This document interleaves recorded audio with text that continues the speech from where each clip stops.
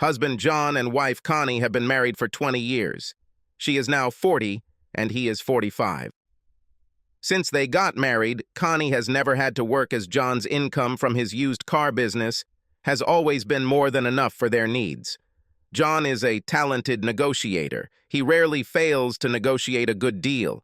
His wife was always in charge of their home and maintained a very comfortable and pleasant atmosphere in it. They never had children, but they didn't worry about it. He is happy with his wife and their monogamous lifestyle, and always thought that she was also happy with the status quo. He had always thought that their sex life, while not as active as it had been in the early years of their marriage, was in good shape. They still had sex once or twice a week, although Connie never initiated it. She didn't seem interested and rarely felt euphoric, even though John tried very hard for her. One night, as they lay in bed, Connie turned to John and said, "John, I want more sex, and I want more exciting sex." John was surprised because Connie had never made it clear before that she was dissatisfied with their lovemaking. "Well, if you're not happy with what we're doing, why don't you take the initiative and tell me or show me what you want, and I'll be happy to do it." She was silent for a couple of minutes, then said, "Please do not be angry. The thing is, I don't want you to do anything else. I want to have sex with someone else. I met a man, and for the past few months, we have been meeting for lunch, going for walks, going to the movies, and various other events while you were at work. He is a very good person. He is in love with me, and I think I love him. He wants me to come live with him and eventually marry him." John resisted the urge to yell at her. He took a deep breath and let it out slowly before he said, "Did you have sex with him?" "No," she answered. "I wanted to, but he said we shouldn't do it until we got married, or at least until you and I got divorced. In fact, he wants to arrange a meeting with you so that you will let me go to him and arrange a no-fault divorce. He's willing to pay you to let me go." "What? Does he want to buy you?" asked an incredulous John. "Yes, that's right," she answered. "He says that it would be wrong to steal someone else's wife, but it would be fair to buy her." "What kind of a clown is this man? Are you sure he's okay in the head?" asked John. "Of course, he's fine," she said. "He's just a very direct and delicate person and doesn't want to take advantage of you.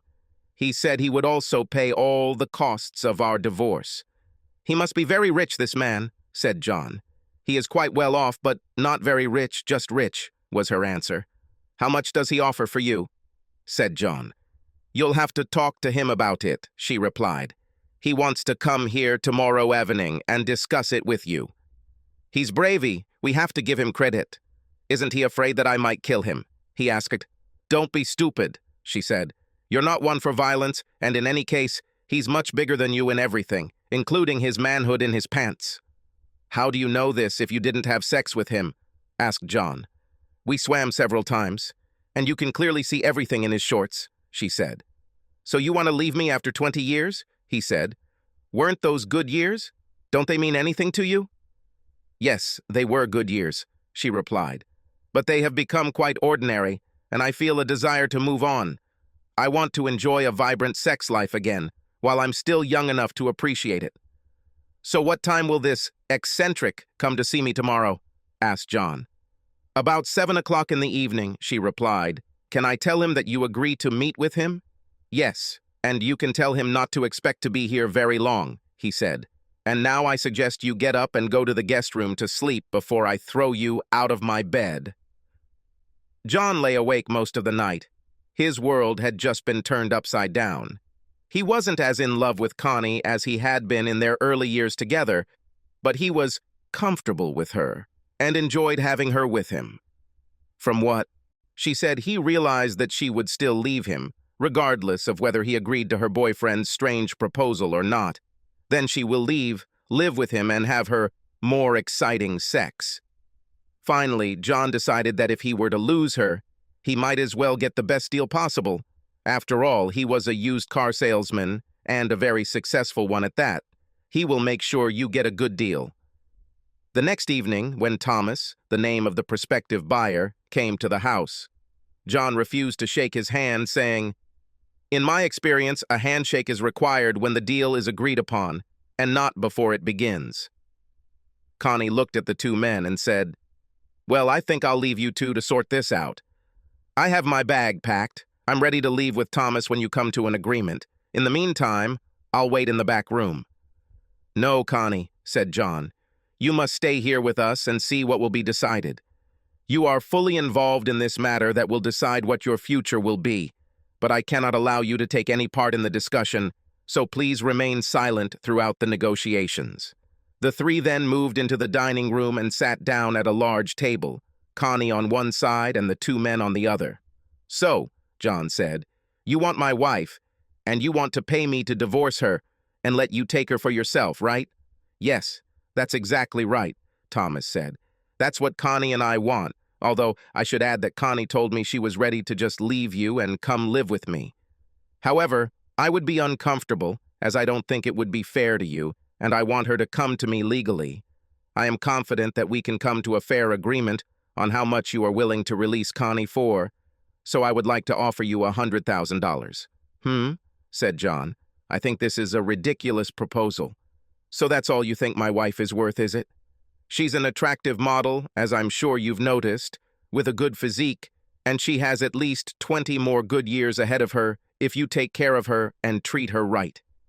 Add to this the fact that she only had one caring owner.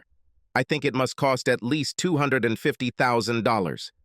"No, that's much more than I want to pay," Thomas replied. "I think you're being unreasonable after all you've gotten from her in 20 years. It has served you well, but you can't guarantee it will last that long for me. I still think $100,000 is a decent offer, but I'm willing to increase it to $110,000 if we do a deal tonight." "No, I can't let her go for that amount," John said. "But I understand your point of view. Her body is still in pretty good condition, but that's due to the amount of money I've spent on maintaining her over the past 20 years. With care, there shouldn't be too much wear and tear over the next 20 years. But it comes without any warranty, and you can't be sure there won't be any hidden defects or future problems that may arise. Also, on top of that, depreciation needs to be taken into account. An unpleasant thing, this depreciation, it is difficult to calculate. It depends on whether it will become a classic or not. One can only guess about it. Given all this, I may be able to give you a discount on my asking price, say $20,000, bringing the price down to $230,000 in cash. Don't forget, too, that you can get a decent amount for it if you want to sell it in the future or trade it in for a newer model. I might even be interested in taking it back if the price is right, and it hasn't been abused or overused. In any case, this is my last proposal.